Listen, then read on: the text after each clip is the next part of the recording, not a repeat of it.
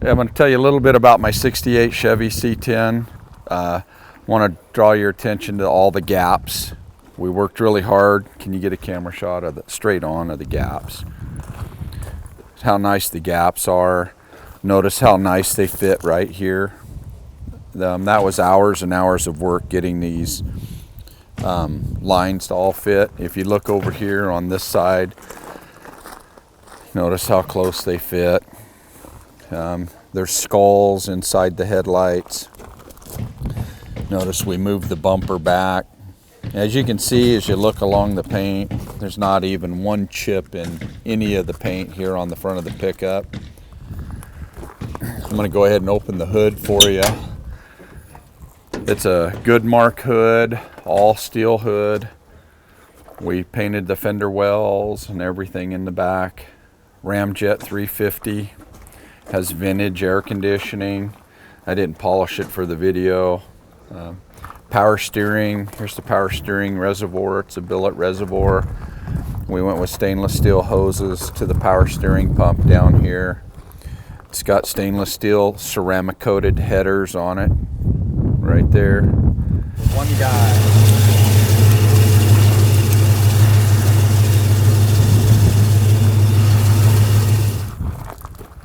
Go ahead and close the hood. Walk you around this way. Notice it has Budnick wheels, disc brakes in the front.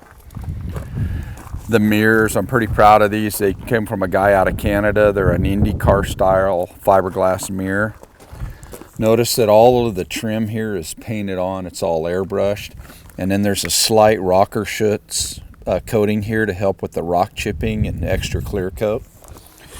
I'm going to go ahead and open. There are a couple small chips here where the seat belt bracket hits it when I get out. You can look inside of the interior. It's pretty straightforward. No limit dash. Odometer phantom gauges on it.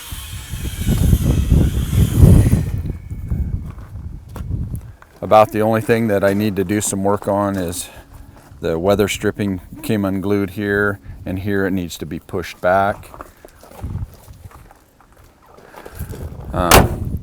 Kept the factory drip rail. Everybody removes them. I think it's kind of more of a classic look.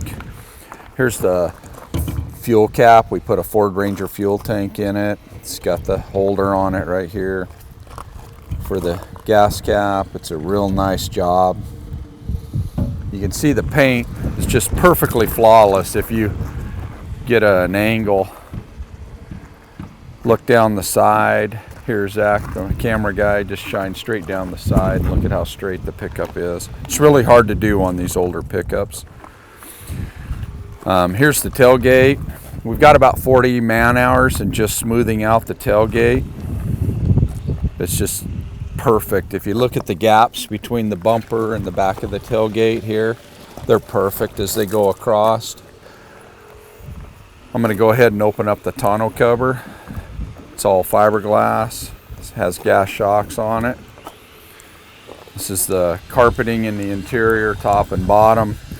We did a reverse tailgate latch right here on the inside.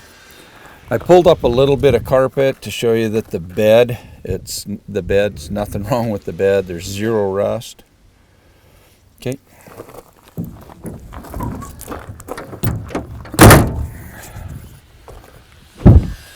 This is a waterproof bed cap too. I've been out in the rain, no water gets in. Move around to this side of the pickup. I mean, as you look, there's not one single scratch anywhere in the paint. It's just perfectly flawless. Open up the passenger side, look inside here. By removing the rear fuel tank from behind the seat, you got extra storage now behind the seat. Normally in a Chevy pickup, the fuel tank would have been back here. Go ahead and close the door. You can see everything closes really nice. It's got real nice gaps here, which is real important to me. If you look across the door, and the cowling. Look across the front, you'll notice that the gaps are perfect. We did fill in the antenna hole here, so it does need a power antenna installed in it later on. Dakota Digital makes a nice one. You can see that it does have GM disc brakes in the rear that we put on. Try to put the camera up underneath there and see if we can get any shots underneath the vehicle. Got to excuse the construction noise, we're remodeling. Get everything in there. And then let's just kind of come around here and get another shot.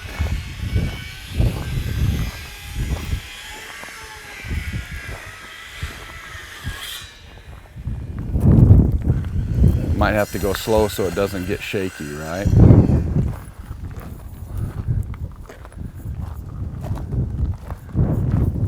Then we'll come around here to the front and put this one in the can.